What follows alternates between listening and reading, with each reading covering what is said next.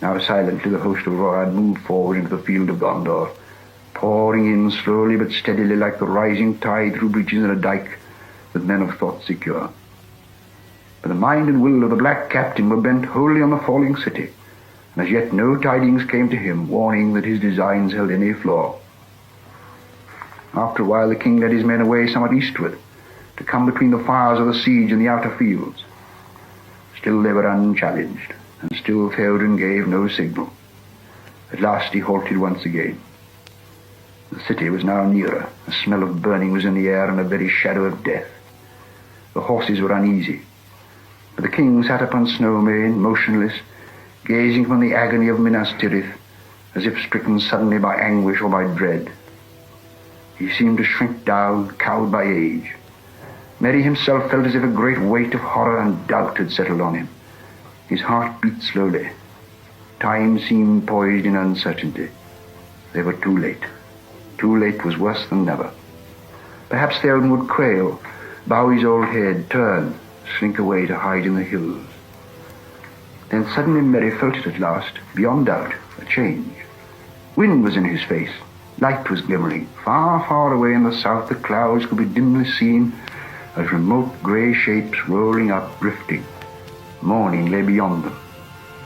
But at that same moment there was a flash, as if lightning had sprung from the earth beneath the city. For a searing second it stood dazzling far off in black and white, its topmost tower like a glittering needle.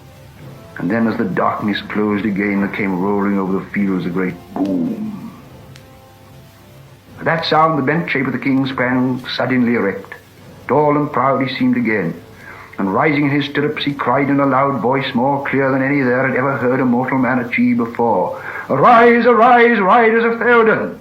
Fell deeds awake, fire and slaughter! Spear shall be shaken, shield be splintered, sword day, red day ere the sun rises! Ride now, ride to Gondor!" With that he seized a great horn from Guzlach his banner-bearer, and he blew such a blast upon it that it burst asunder. And straightway all the horns in the host were lifted up in music, and the blowing of the horns of Rohan in that hour was like a storm upon the plain, and a thunder in the mountains. Ride now, ride to Gondor! Suddenly the king cried to Snowmane, and the horse sprang away. Behind him his banner blew in the wind, white horse on a field of green, but he outpaced it. After him thundered the knights of his house, but he was ever before them. Eomer rode there, the white horse tail on his helm, floating his speed.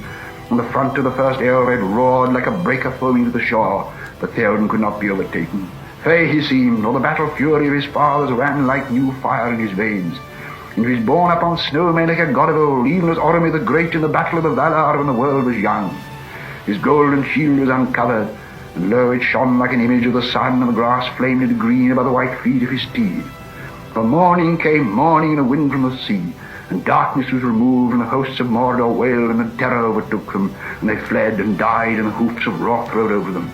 And then all the host of Rohan burst into song, and they sang as they slew, for the joy of battle was on them, and the sound of their singing that was fair and terrible came even to the city.